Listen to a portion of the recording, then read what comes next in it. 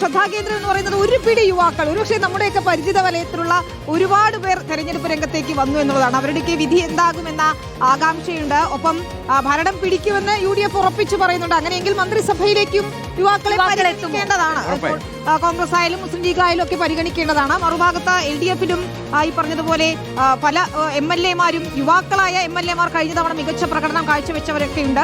അവർക്ക് വീണ്ടും ജയം തുടരാനാകുമോ? അങ്ങനെയൊക്കെ ആകാംക്ഷകളുണ്ടല്ലേ. സൂരജിനെയൊക്കെ പോലെ ജെൻസി തന്നെയുണ്ട്. അതാണ് ഏറ്റവും പ്രായം കുറഞ്ഞ ആളാണ്. അപ്പോൾ നമുക്ക് കാത്തിരിക്കാം എന്താകുമെന്ന്. നമ്മളിപ്പോൾ പറഞ്ഞുകൊണ്ടിരിക്കുന്നത് KPCC ആസ്ഥാനത്ത് പന്തൽ ഒരുങ്ങിക്കഴിഞ്ഞു. റെഡി ആവും നാളെ. അപ്പോ അത് കുടിക്കുന്ന സമയമാണ് ഇപ്പൊ ഇത്. കുടിച്ചു കഴിയേണ്ട സമയമാണ്. 11 മണിയോട് തീരുമാനമാവുമല്ലോ. നാളെ ഈ സമയത്ത് എന്തായാലും ആഘോഷമായിരിക്കും. അത് ആരുടെ ആഘോഷമാകുമെന്നാണ് നമുക്ക് കാത്തിരുന്ന് കാണേണ്ടത്. ഏതായാലും ഭരണം പിടിക്കുമെന്ന് ഉറപ്പിച്ച് തയ്യാറെടുക്കുന്ന UDF-ൽ മന്ത്രിസഭാ രൂപീകരണ ചർച്ചകൾ സ്വാഭാവികമായും തകൃതിയാണ്. ജയം ഉറപ്പെന്ന അവകാശവാദം ഉന്നയിക്കുമ്പോൾ UDF-ന്റെ മന്ത്രിസഭയിൽ യുവാക്കളെ പരിഗണിക്കുമോ? ആ ചോദ്യം ഏതായാലും ഉണ്ട്. നമുക്കറിയാവുന്ന പോലെ പല പേരുകളുണ്ട്. ജയിച്ചു കയറുകയാണെങ്കിൽ T. Siddique, VT Balram, Deepak Joy, Roji M. John, Mathew Kuzhalnadan, M. Liju, Chandy Oommen, PC Vishwanath, അങ്ങനെ പേരുകളൊക്കെ സജീവമാണ്. ഇവരെല്ലാവരും ജയിക്കുമെന്ന ആത്മവിശ്വാസവുമാണ് ഇന്ന് രാവിലെ നമ്മളോട് സംസാരിച്ചപ്പോൾ പങ്കുവെക്കുകയും ചെയ്തു. നമുക്ക് റോഷിപാലിലേക്ക് ഇന്ന് പോയാൽ, റോഷിപാൽ, അതാണ് ഒരു പിടി യുവനിരയുണ്ട്. ഇവരിൽ ആരൊക്കെ മന്ത്രിമാരാകും? നമുക്കറിയാം സാമുദായിക സമവാക്യങ്ങളൊക്കെ തന്നെയും പരിഗണിക്കേണ്ടതുണ്ട്. ഒപ്പം സീനിയോറിറ്റി മാനദണ്ഡമാകും. അങ്ങനെയെങ്കിൽ ആരൊക്കെ യുവാക്കൾ മന്ത്രിസ്ഥാനത്തേക്ക് എത്താൻ പോകുന്നു റോഷിപാൽ?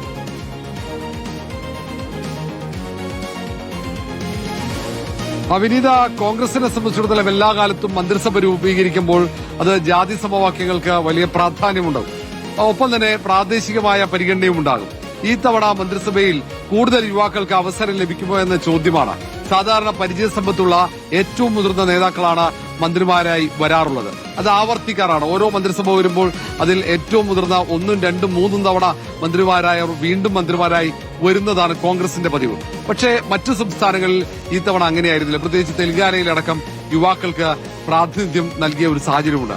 അതുകൊണ്ട് ഇനി രാഹുൽ ഗാന്ധിയും പ്രിയങ്ക ഗാന്ധിയും ഒക്കെ യുവാക്കളെ കൂടുതൽ പരിഗണിക്കണമെന്ന നിർദ്ദേശം മുന്നോട്ട് വെക്കുമോ എന്നതാണ് യുവ നേതാക്കളൊക്കെ ഉറ്റുനോക്കുന്നത്. അങ്ങനെയൊക്കെ ഒരു തീരുമാനം ഉണ്ടാവുകയാണെങ്കിൽ ഒരുപക്ഷെ കോൺഗ്രസിൽ നിന്നും പരിഗണിക്കാൻ സാധ്യതയുള്ള പേരുകളാണ് നേരത്തെ നമ്മൾ വായിച്ചത്. അതിൽ മുൻ യൂത്ത് കോൺഗ്രസിന്റെ സംസ്ഥാന അധ്യക്ഷൻ T. സിദ്ദിഖുണ്ട്, KPCC ഉപാധ്യക്ഷനായ VT Balram, Deepak Joy, Roji M. John, Mathew Kuzhalnadan, M. Liju, Chandy Oommen, PC Vishwanath.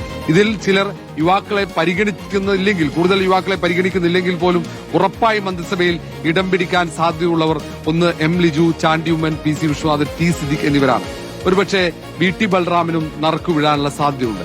Mathew കുഴൽനാടനൊക്കെ പരിഗണിക്കപ്പെടേണ്ടവരാണ് എന്ന് പ്രധാനപ്പെട്ട നേതാക്കളൊക്കെ പറയുന്നുണ്ട്. കാരണം കഴിഞ്ഞ നിയമസഭയിൽ ഏറ്റവും നന്നായി പെർഫോം ചെയ്ത MLA-മാരിൽ ഒരാൾ കൂടിയാണ് മാത്യു കുഴൽനാടൻ. അതുകൊണ്ട് മാത്യു കുഴൽനാടനൊക്കെ സാധ്യത. പക്ഷേ ഈ ജാതി സമവാക്യങ്ങളൊക്കെ പരിഗണിക്കുമ്പോഴാണ് ഈ കഴിവുള്ള യുവാക്കൾ അല്ലെങ്കിൽ കൂടുതൽ ജനപിന്തുണയുള്ള യുവാക്കളൊക്കെ തഴയപ്പെടാനുള്ള സാധ്യത. ഒരുപക്ഷെ കോൺഗ്രസ് പൊതുവെ 2.5 വർഷം കഴിഞ്ഞാൽ മന്ത്രിസഭാ പുനഃസംഘടനയൊക്കെ നടത്തുന്ന പതിവുമുണ്ട്. അതുകൊണ്ട് ആദ്യഘട്ടത്തിൽ അവസരം ലഭിക്കാത്തവരെ പിന്നീട് പരിഗണിക്കാനുള്ള സാധ്യതയുണ്ട്. അതുകൊണ്ട് ആരും നിരാശപ്പെടേണ്ടതില്ല എന്നതാണ് നമ്മുടെ പ്രാഥമികമായ ഒരു വിലയിരുത്തൽ. അതാണ് UDF-ന്റെ മന്ത്രിസഭ വരികയാണെങ്കിൽ അതിന് യുവമുഖം ഒരുപാട് പേരുണ്ടാവും. നമുക്കറിയാം T. സിദ്ദിഖ് പരിചയസമ്പന്നനാണ്. അല്ല, ഇപ്പൊ ഈ പറഞ്ഞ പേരുകളിൽ ഇപ്പൊ T. സിദ്ദിഖ് എന്താണെങ്കിലും ആ മണ്ഡലത്തിൽ നിന്ന് വിജയിച്ചു വരുമെന്ന് നമുക്ക് ഏറെക്കുറെ ഉറപ്പിക്കാം. പക്ഷേ VT ബൽറാമിന്റെ കാര്യം നോക്കിയാൽ MP രാജേഷിനെ തോൽപ്പിച്ചു വരണം. അത്ര വലിയ മത്സരം അവിടെ നടക്കുന്നു. ദീപക് ജോയ് ഇവിടെ തൃപ്പൂണിത്തുറയിൽ നിന്ന് വിജയിച്ചു വരാൻ. റോജി M. ജോൺ അങ്കമാലി ഏറെക്കുറെ ഷുവറാണ്. മാത്യു കുഴൽനാടനും അവിടെ മൂവാറ്റുപുഴയിൽ നിന്ന് വിജയിക്കുമെന്ന് ജയിച്ചാൽ എന്തായാലും ഒരു മന്ത്രിസ്ഥാനം വേണം എന്നുള്ളത് നേരിട്ട് ഇത്രനാൾ സഭയിൽ നാടകീയ രംഗങ്ങളൊക്കെ സൃഷ്ടിച്ച ആളാണ്. അപ്പോൾ M. ലിജു പക്ഷേ കായംകുളത്തിൽ വിജയിച്ചു വരുമെന്നുള്ള കാര്യം ഞങ്ങൾ പുതുപ്പള്ളിയിൽ പോയി കണ്ടിരുന്നു. ഒരു ഫ്ലെക്സ് ബോർഡിന്റെ പോലും ആവശ്യമില്ല. സൈക്കിളിൽ നിന്ന് ഇറങ്ങിയിട്ടില്ലെന്നാണ് കേട്ടത്. എല്ലാ വോട്ടും പിടിച്ചെടുത്ത് സൈക്കിളിൽ തന്നെയായിരിക്കും. തീർച്ചയായും. പിന്നെ PC വിശ്വനാഥാണ്, കോൺഗ്രസിന്റെ വർക്കിംഗ് പ്രസിഡന്റാണ്, KPCC-യുടെ വർക്കിംഗ് പ്രസിഡന്റ്. തീർച്ചയായും PC വിശ്വനാഥും മന്ത്രിസ്ഥാനത്തേക്ക് എന്ന കാര്യത്തിൽ സംശയമില്ല.